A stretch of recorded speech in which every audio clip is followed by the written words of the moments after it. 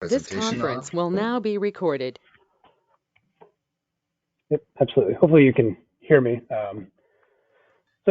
Part of what Mark and I have been working on is running through essentially the OCP ready checklist and making it slightly adjusted for hyperscalers essentially. Each facility that we go through or have an OCP ready checklist completed for generally helps qualify the infrastructure as suitable for use either by the open compute racks or by other essential basically tenants, potential tenants.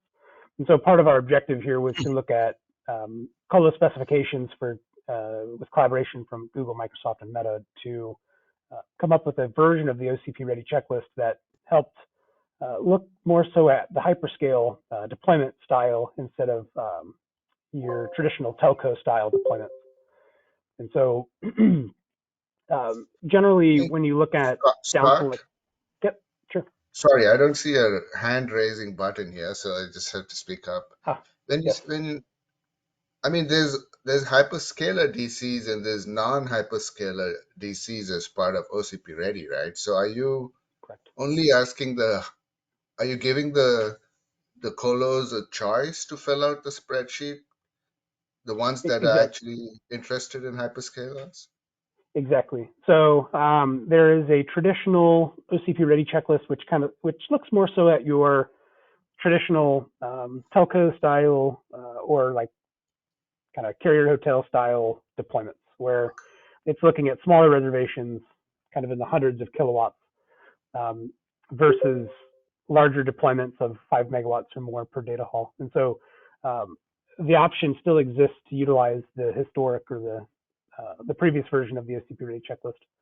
Uh, this revision is really looking at, trying to ensure that the infrastructure can accommodate from a logistics standpoint, and then also from a power availability and cooling can meet the requirements essentially. So um, does that kind of answer your question, Madhu? It does. I have two follow-ups, but I'll wait for that. Sure. Thank So with with the generally hyperscalers will run through an evaluation process to help them decide if a site is suitable for their deployments. And so through this process, we're also hoping to take kind of the core data or the different metrics from the data centers and collect those so that way it's easier for not only the providers but also the hyperscalers to get an understanding of whether the infrastructure will meet the requirements. Um, a lot of what we've tried to capture is non-proprietary, so we're looking at logistics pathways, truck accessibility, levels of security, things like that, trying to stay away from any sort of proprietary information to make sure that nothing's being shared that could give away like tricks of the trade or anything like that. Um, one of the other goals that we're looking at is basically to reduce the review period for hyperscalers to take on third-party infrastructure. Then, of course, once a data center goes through the new requirements and they achieve the OCP ready status, that'll be listed on the OCP marketplace. So some of the revised attributes that we went through, and this is the non-exhaustive list, but the big things that we try to focus on were, with hyperscalers, obviously the quantities have increased, and so ease of access, getting racks in place, getting trucks in, all of that becomes very critical, and especially when you look at freight elevators. How many loading docks are present? Are there duplicate loading docks? Do they have, excuse me, multiple scissor lifts? Things like that are very important because if you're trying to attract multiple hyperscalers, they, obviously want first priority, and so you need the redundancies in place. That way, you're not competing for loading docks or freight elevators. It makes it easier for the deployments. Some of the other points here, let's see if I can add in my pointer here. So site perimeter fencing, lighting, security checkpoints, and video surveillance are critical for certain types of certifications, which we'll cover kind of in another slide. But the certifications help with, depending on what workloads are going to be utilized, those may or may not be required by the hyperscalers. So getting understanding of what security controls are in place and monitoring will become critical. Other items that we ended up running to were structural requirements. So the racks that are deployed by hyperscalers can get quite heavy, especially if you start looking at any liquid cooled racks. So collecting information on structural requirements or allowable floor loadings, um, anything with a raised floor, we essentially trying to capture that. So it becomes very clear whether we would have to put spreader plates or not, things like that for rolling in hardware. Um, Same thing for electrical design, number of whips, what the deployment looks like. From a high level, trying to match the electrical design with the Bixby standard, so we understood what the level of redundancy was, whether it was at the component or system level, to get a better understanding. Cooling, looking at max rack densities, cold aisle widths, hot aisle widths, any sort of outstanding requirements by the supplier that needed to be met. Um, for the telecommunication cabling, essentially what we're looking to capture is redundant, zero manholes or pathways to the building, and making sure that we have kind of diverse, redundant systems, so we don't have any single points of failure on connectivity to carrier fiber, which takes us into the meet me rooms. So we're in colos. Generally, the meet me room is kind of your point of connection for outside plant fiber to kind of your inside plant fiber, and so understanding what those rooms were designed for in terms of electrical class ratings, UPS capacity, of course, like security, all of that comes into play as well, since the meet me rooms are common in these third-party data centers where all of the tenants would essentially connect through that meet me room or the meet me rooms. So collecting that information is also very important. As noted earlier, ISO standards, different types of certifications are critical depending on the workloads that are taking place. And these start to become more important, as you start looking at different kind of processes that are taking place in those data centers. So some workloads are required to meet some of these or all of these certifications. Last couple items that we added in were essentially when you look at whether you're using your own hardware or you're using kind of the open rack hardware, what type of services are available from like remote hands, what hardware is in stock, is there a spot to put the spare hardware, is there available storage rooms for rent, things like that. Hey, Some of Scott, the last, yeah, can I yeah, interrupt? So I'm sure, Shashank Gupta. I'm participating from Microsoft. yeah, This list looks pretty standard to what I've seen in our, lease documents or basic design builds. Are yep. we suggesting this from a perspective of OCP that um, are we changing some like dimensions that we want the hyperscalers to follow, or uh, I'm trying to understand what changes, after this. So there may be a few small nuances. They're likely very much in line, and I'd be curious to hear your take on some of the drop downs as far as what's an acceptable parameter versus an optimum. The whole thought behind using a hyperscale checklist was essentially to look at, each company generally has their own set of requirements and standards, and so the objective for us was to create a checklist where we could gather that information and make it much easier for Microsoft, Google, Meta to deploy essentially. So instead of going to the colo provider or the provider and asking for, your flavor of a checklist, maybe we can standardize this checklist such that you can look through it on your own time without having to potentially request a new checklist be filled out. And you may be able to achieve, 40 or 50% of your questions being answered ahead of time, if that makes sense. I see. Like for example, one of the things we have started to ask now. Earlier, we used to ask 14 kilowatt racks average Yep. per tile. Now we ask, now we need up to 68 kilowatts and allow us to put 460 amp tap into a rack. Like that's Yep. the change we have made to make sure that they adapt to the upcoming rack roadmap. Um, Yep.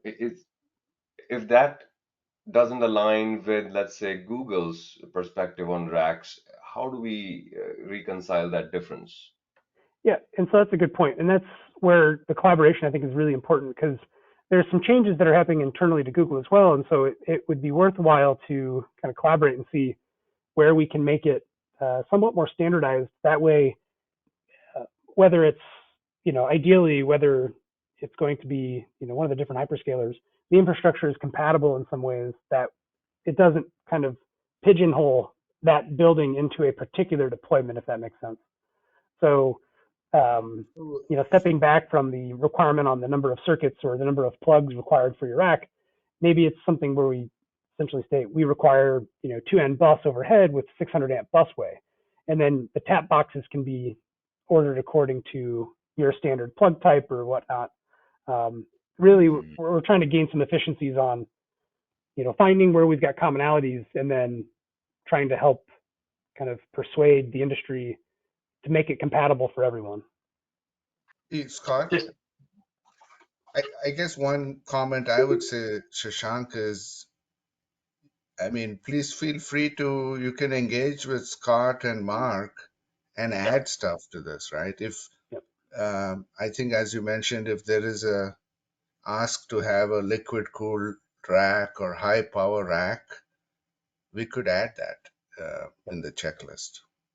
So this is the first time we're doing it. So I think part of Scott and Mark's intention is to put this out there for feedback and contributions. Absolutely. Yeah, that sounds good. We reached out to to the other hyperscalers, and we're waiting for people like yourself to come in and assist with this. I mean, one of the other important impacts we're trying to make is on the builds for new data centers that at the moment either the design is in a concept stage or they're going through the build. We're being asked, can we have some more information about what the hyperscalers are looking for, so that we can create a corporate standard within the future designs for for a particular colo. So it's not just about assessing existing facilities, it's about influencing the build of new facilities as well. So it's got a dual benefit, we hope.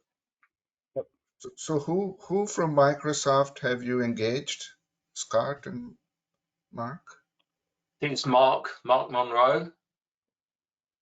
Okay. Who retired 2 weeks ago, but Yeah, Okay. so maybe you can list the people, and then Shashank, if you want to surface the right people, then that'll be great. I mean, since you're here. yeah, I mean this should be someone from my peer DC engineering team who provide guidance to lease providers on what should be the specifications of our lease building. And someone from our site selection team who actually works with the lease providers and enforce those requirements. Because, right, those are the two groups that need to chime in here to really standardize to a certain spec. Yeah, I guess what I'm also saying is, some of the companies are large companies, and there's a small subset of people who are intrinsically interested in engaging with OCP, such as you've shown up here. So if you want to help us navigate and get that information, maybe people want to provide information, but they don't want to attend this monthly call or engage. We would appreciate any help. No, sounds good. Sounds good. Let me ask around. My agenda here joining this call was more around automation. But if Okay. this all leads to automation, then I will force it uh, in my peer organizations.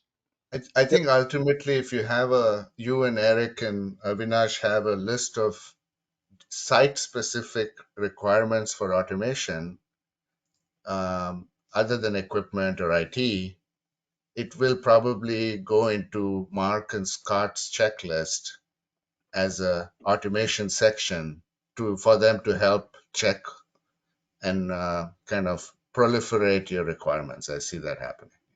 Yep. Yeah. And one of the things that we're working on is so having visibility to the telemetry within the data halls or within the critical infrastructure is something we're working on as well. So if there's a particular way from the building management side where you want to be able to data log and see certain things, that is something that we're looking to help standardize as well. That way, it's not a one-off conversation when talking with the providers to try to get information on chilled water temperatures and fan speeds and things like that, where we're still air gapped on the security side, but we can still get the telemetry in.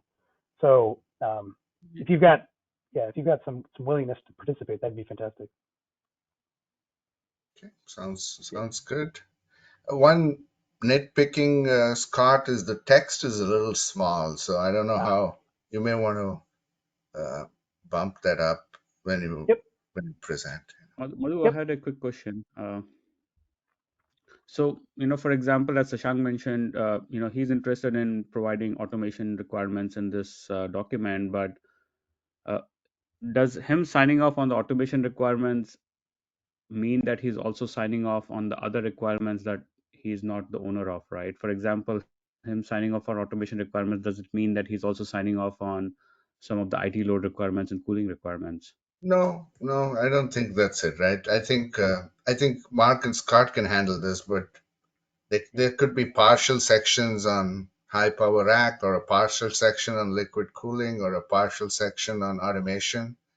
I think Okay. whoever authors the automation charter and document, that's what they sign off on or agree to. And Mark and Scott and you guys will try to take a piece of that to put it into their questionnaire, because they're your vehicle to go talk to a bunch of people. So at least that's how I see it. That's exactly right, Madhu. We're in communication with the advanced cooling facilities sub-project, the OTS sub-projects. They're all creating requirements that have been agreed within the community, within their groups, and we want that input. They're the specialists in those different areas of technology.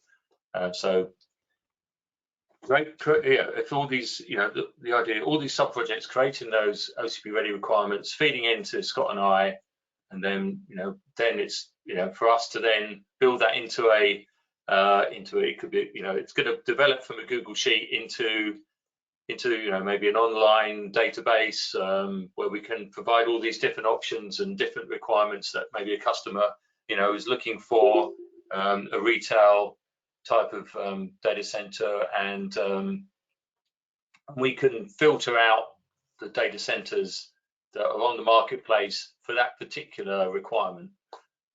So yeah, continued collaboration between the sub projects and with us is what we need.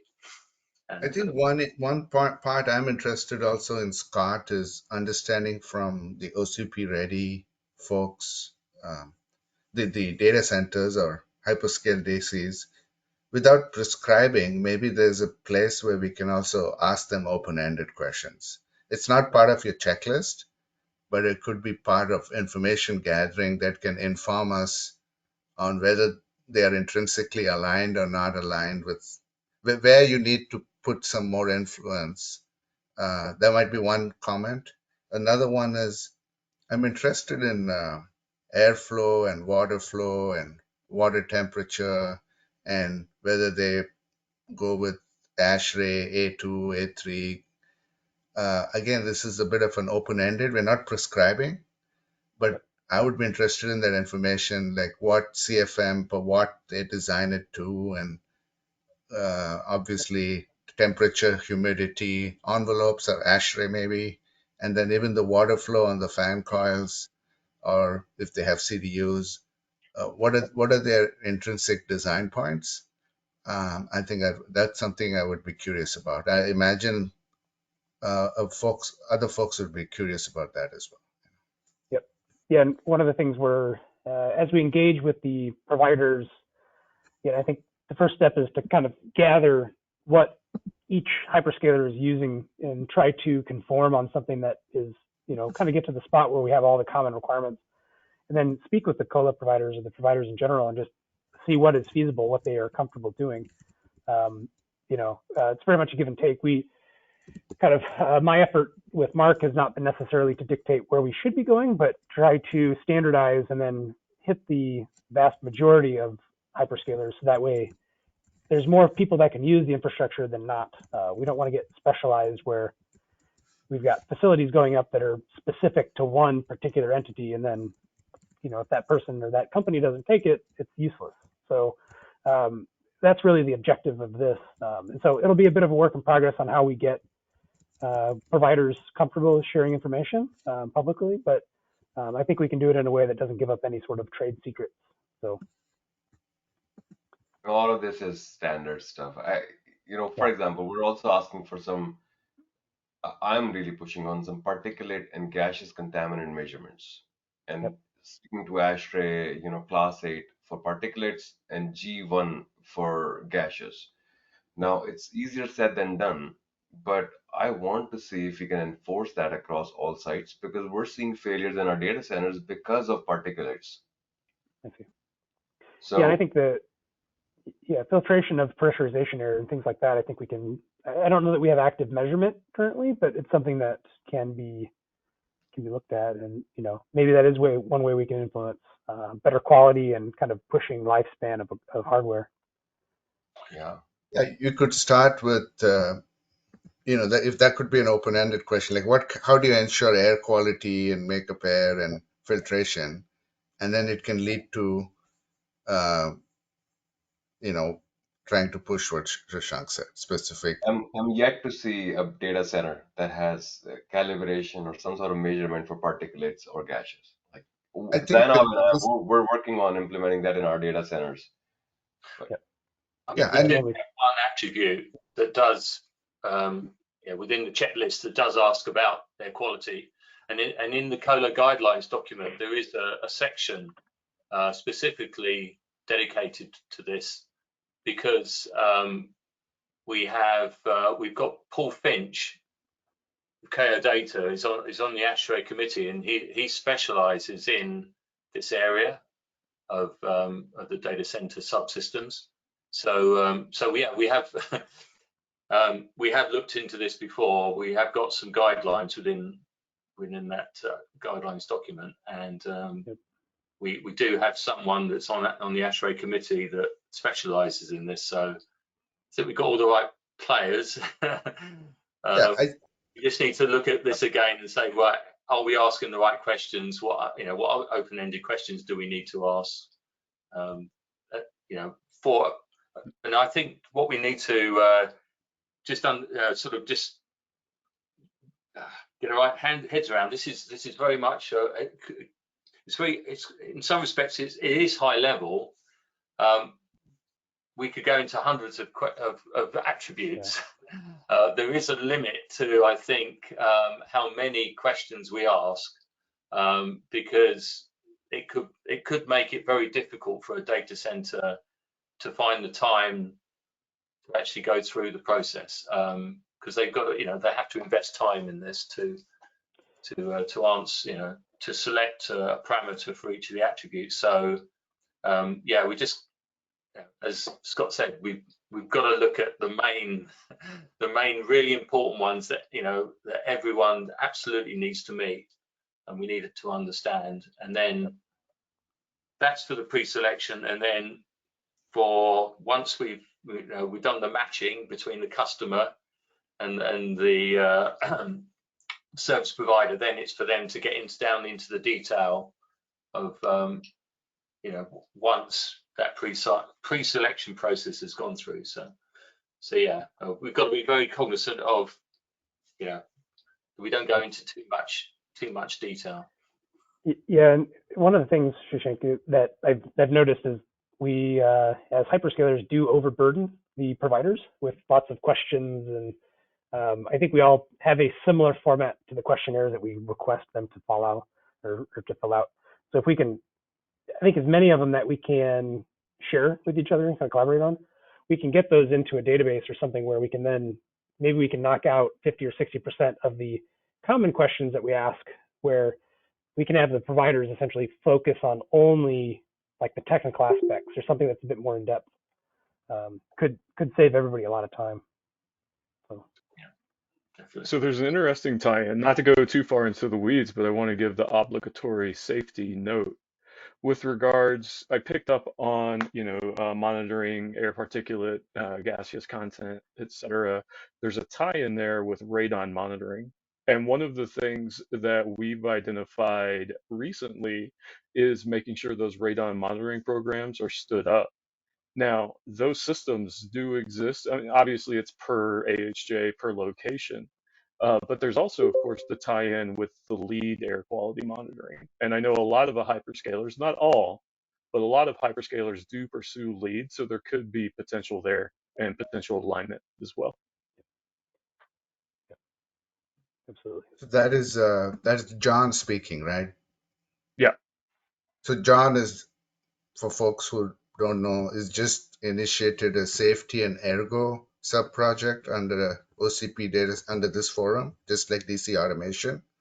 And quite similar to DC automation, there could be parts of the safety and ergo sub-project that also feed into a section of checklist around acoustics, radon measurements, maybe air quality. There could be a bunch of checklist related questions around safety and ergo that also find their way to Scott and Mark, your effort. absolutely happy to help. I think anything more, Scott and Mark? No, it was a great conversation. I don't want to take away time from the automation side, so Yeah. we can. Okay. I think, Mark, we wanted to circulate a form or something for feedback as well, right?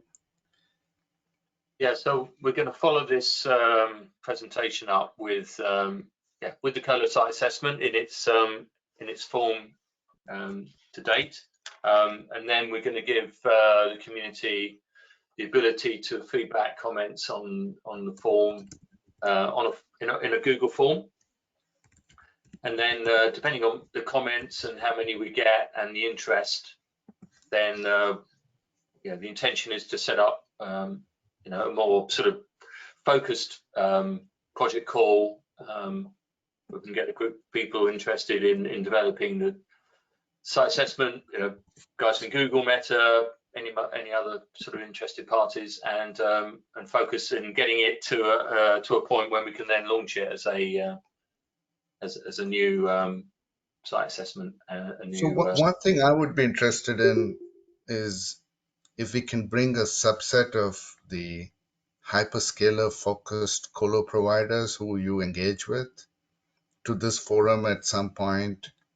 Maybe if we can bring 5 of them and speak for 5 minutes, 10 minutes each to give them, just to understand what do they think about where hyperscale is going, what do they think about the checklist, what's hard and what's easy. It's kind of related to what you said, Scott, like what's the 50-60% that's easy, they see common, and what's the 40% is that's different. That would be really helpful, I think. I think as many as are willing to come, maybe some niche players and maybe some bigger ones if we can bring them. They don't have to be part of the checklist. They don't have to be OCP members. I think I'm happy to devote an entire 1 hour if we can bring a pool of people, maybe prep them ahead of time and just go through that. And then I think we can ask them questions around automation, safety, particulate. I think it'll be a really good exercise. Yeah, I mean, we're certainly open to people. Scott and I, we have the presentation at the Global Summit on this particular project we're working on. It would be great if we could have some feedback from the colo data center operator, like to come along to the Global Summit and talk about their experience on their use of the new colo site assessment. So there is an opportunity, although we're not going to have a lot of time during the Global Summit to talk about it, but the intention is to have what you just said, have that sort of ability for someone else outside of OCP that's not a member and has not been involved with the site assessment creation to actually talk about their experience of it. So we'll do that, and then as you say, Madhu, if we can have a much longer sort of discussion during the project call. All right, thank you Okay, both. thanks. Eric, the floor is yours, and I think Mark, you have to transfer presentation access to Eric. Yeah, I'll do that now. Thanks. Very cool. Okay, I think I can share. Let me start here. So can you guys see the screen? Is it coming up? Yep, we see it. Okay. So we have been talking about the DC automation for a while. So in this forum, so probably if anybody lack of background, so definitely feel free. So to stop me, I can make additional like an introduction. But here, say the team, right? So Meta, Google, and Microsoft. So generally, we are working together to put up a DC automation project charter, right? So to prepare, enroll as a sub project under DCF. So we have the like a co-contributor here, myself, Georges, Kurt from Meta, so Avinash from Google, so Shashank and Zanab from Microsoft. So moving into the contents of the charter, so probably I will introduce some details somewhere, but not reading through all the documentation. So we have goals, right? So definitely we'll introduce here. So we have in-scope activities. So what is out of scope? So we are not overlapping with the other like streams, right, under the same DCF or under the other charter. So milestones, and then so who are the major project team members? So stop here, right? So overview of the like DC automation. So we aim to promote, support, and guide the development for mainly focus on the physical automation, right? There are digital like software automation as well, but we focus on like robotics, right? So to transform the physical operational steps. So inside the data center, we also aim to utilize the automation technology, right? So to boost all the like physical operational focus on efficiency, safety, right? So these are definitely a lot of focus to bring benefits. So to every player, including the hyperscale, including the colo, right? Including all the different facilities. We also aim to bring in the vendors, right? So to promote their engagement, so we can create a bigger like ecosystem, setting up standard, right? So blah blah blah. So for the goals, so help industry players understand. So what are the inefficiencies, efficiency problem, and safety exposures, right, in today's operation? So along the data center life cycle, so automation opportunity, not like only in the construction, but also in the operation and retrofit phases. So we also want to advance the technology development, right? So vendor here is very important, right? So we set up the standard, we share the use case, but the vendor needs to join us, right, to bridge the gap between so who's playing with the data center operations and who will provide the technology to support this kind of operation opportunities. So we have identified certain like areas and use cases. So some are like the three company, right, or more. So already have some applications, right? So like data center operations, material movement, right? For example, like Meta shared. So we're using the automated tuggers to move the racks and asset tracking automation. So some of our players are focusing on this one. Media management operation, for example, parts harvesting and the circularity, right? We have sanitization as well. Remote inspection, repair automation. So that become even more important when more AI racks, right? The new kind of racks, so move into our fleet, so which have a higher failure rate at the very beginning. So people are learning how to inspect, how to repair. Maintenance as well, right? Facility equipment maintenance, remote monitoring, and even for preventive maintenance automation. So in the construction as well, right? So people talk about, hey, what are the opportunity, right? So to improve the construction speed, to reduce the construction like a cost, and also to enhance the safety level. Collaborations, right? So industry best practice shared between the vendor and the suppliers, which is very important, and also like enable new technologies, right? There are more and more like robotics or automation technology. So definitely the OCP efforts will boost. So this kind of booming, right, and the application of those technology. Standards is important. Standards is the way, right? So how we engage. So with OCP, in order to attract the vendor, in order to standardize all the applications across the fleet, across the world, right? And ultimately to boost the manufacturing and volume, so we can benefit from it. And ultimately, right? So these applications, these insights. So we hope we can enable the designers, right, like facility designers or the operational workflow designers, right, to design automation-friendly facilities, right, to prepare so for the future, so even highly or more automated so systems. So I will make a quick pause here, so to see if any questions before I quickly intro what's in scope, what's not in scope. I guess, Eric, if you can scroll back up a little bit as we observe what, um, just a high level, what do you see as easier and what's really hard in this list? Just curious. So among these use cases. Yeah, among this, I think I'm just trying to read through it. Is it? Visual audio monitoring is easiest. Thank you for So the comments. So that's because definitely that, one angle, right? So to share a little bit more, I would say it depends on the cloud players' focus and lower hanging fruits. For example, so the rack movement may be easier for us for Meta, right? Because we have the like very similar size rack, and rack size is relatively smaller, right, as compared to some players. So that's why, and we have a lot of volumes. So in the hyperscale data center, so that's easier for us to launch the bigger size vehicle, automated tax, right, in order to move them.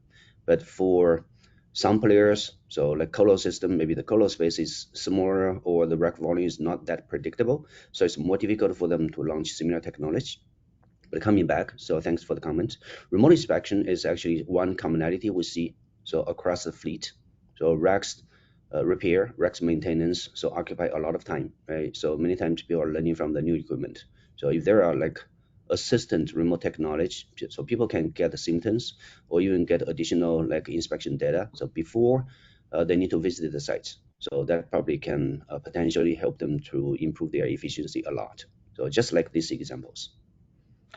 I also have a few examples which are key enablers for automation. I want to highlight goal number 4, especially the last statement of that, which is defining automation touchpoints for components like hard drives and DIMMs.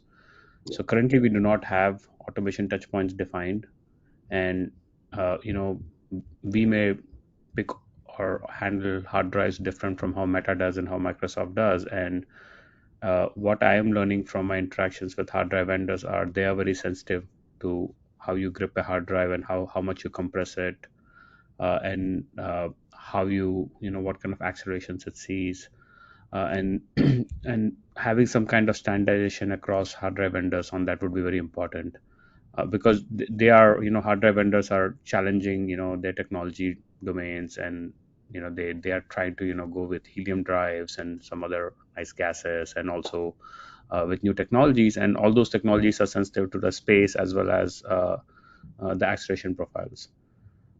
Similar to DIMMs, like DIMMs, one of the issues we have with DIMMs is there is no standardization on where the barcodes are located on DIMMs, and that makes it very hard for us to use imaging systems like a camera to read the barcode, and if we do not know where to look, or if it's not the same location across different vendors, Yeah. then that makes the problem very difficult for us to solve. So having some kind of enabling standards like that with the vendors is kind of a starting point for automation, and we can get started on that this year. Yeah. Thanks, So, Avinash. so it Fully sounds agree. like there's an outreach to the data center providers, but there will also be a couple more outreaches, an outreach to IT at the component level, like DIMMs and HDDs and maybe SSDs, whatever. And then maybe there's also an outreach to the server designers. And there may be two different things. It may be easier to go directly to DIMM and HDD providers and then and then maybe we can engage our server track and OCP, but also maybe talk directly to servers, I think, server Yeah, providers. yeah, Okay. Yeah, we still have to come up with a strategy on how we want to approach it. I think for now, this is like we have just come together. We are starting to discuss common issues. Yeah. I think as we start writing some white papers and start defining, the common goals we want to achieve for each of these, detailed, uh, uh, subdomains or problem statements, then we can go and try to engage with the particular industry or component vendor or ecosystem and solve it. All right. Thank you. super. Any more questions? Okay, so very quick. So definitely we have scope and out of scope activities, right, to avoid the like overlap. So automation technology aids in like automation goals, right? Like cross data center facilities supporting infra, both hyperscale, right, colo, blah blah. Because automation, like in like workflow, has commonalities, right? So industry sharing alignment of use case, so to the vendor, right? So they understand what are the requirements, what are the specifications, right? So guide the standards of the technology development. So aiming at certain facilities, so there will be more clear target to shoot. So for both players and vendors, and testing as well. Testing is very important, especially for the new technology, right? So we need to allow like the vendor to try, right? What technology will be the best fit, right, to certain environment, so they can migrate, they can scale, right? So some examples, I believe a lot of people are very familiar, right? So different kind of robots, or like guided vehicles in different scenarios, right? Manipulation, robot arms, right, to interact with the real physical things, right? So batteries definitely require standard. Charging stations normally require the like facility people, right, to support, because install something in the data center. So definitely we need for the like requirements and the process, right? So some of the technology, architecture design, right? So floor is very important, for example, for heavier vehicles, right? So like moving the racks, blah blah blah, right? So like IT space layout, pathway, blah, and also like the tags, right? So the barcode location, so kind of things. Operation, so automation technology does not work by itself, right? So we need all the operational workflow, right? Understanding and to collaborate with the automation. So everything geared together, so we can transform the process to bring in better efficiency. So not by the tooling itself. So some examples, other scope activities, right? So thanks for the team to add this one. Like we don't want to overlap with the power cooling, right? They have their own standards, their own initiative. We probably have some interactions, but these are out of the scope of this one. Probably will not talk too much about the milestones. So definitely the team definitely want to use step by step, right? So trying to introduce more, so trying to like engage more, but will be over time. So again, so the major project team members, right? So Meta, Google, and Microsoft. So we hope so through the DCF team support, right? We can enroll the charter, we can like join, right? So this year, so OCP Summit to share more to the industry. The other question, so Madhu and team, so we talk about there is an email, right? We need to submit the charter for review and takes time, right, for the review. So so do you know so which email so we should send you formally? I think I'm not the expert on this. Either Mark or Michael Shell or Rob Coyle can help you. As you've noticed, I still use my work email and I haven't figured out using my OCP email yet. So I don't know. Maybe I would suggest, I think I added Rob and Michael to your Yeah, email, Eric. yeah, If you yeah. can follow up with them, Yeah, they can yeah. I help follow you. up with them as well. So let's see what will be I the think there's feedback. a way to do group notifications through OCP. I don't know. Have you formally kicked off a sub project with typically you'd have a sub project, your own weekly meeting, and you'd send out agenda and meeting minute notes as part of that format. You'll have your own wiki page. Have you kicked all that off? We have not. So we're No. still waiting for the committee to review our charter. So definitely, like setting up a meeting is easy, right? So we have all the right contacts here, but Um, we want to follow the process, right? So and then probably use some of the IT like process to formally do that. okay. So who's I don't know exactly what the process is. I think from our side, I think Rob's on the call here. Rob, are you available to chat? Yeah, I am. Really, this is really more Michael's scope, and with him being travel all last 2 weeks, I know that he's digging out at the moment. So I will ping him regarding this and make sure there's follow up. But he's aware of it. I just don't. Perhaps he hasn't gotten to it yet. Okay, thank you so much. Sure. Let's offline. All right, very nice. Any more questions for Eric, Shashank, Zainab, and Avinash on this? Otherwise, those were our 2 items for this week. Yeah. I'll send out the notes, and there is a doc. You can go add your own notes to it as well. Thank you. Thank you. Thanks, everyone. Thank you. Bye. Thanks, Madhu. Have a good one. Thanks, everyone. Thanks, everyone. Thanks, Madhu. Great meeting.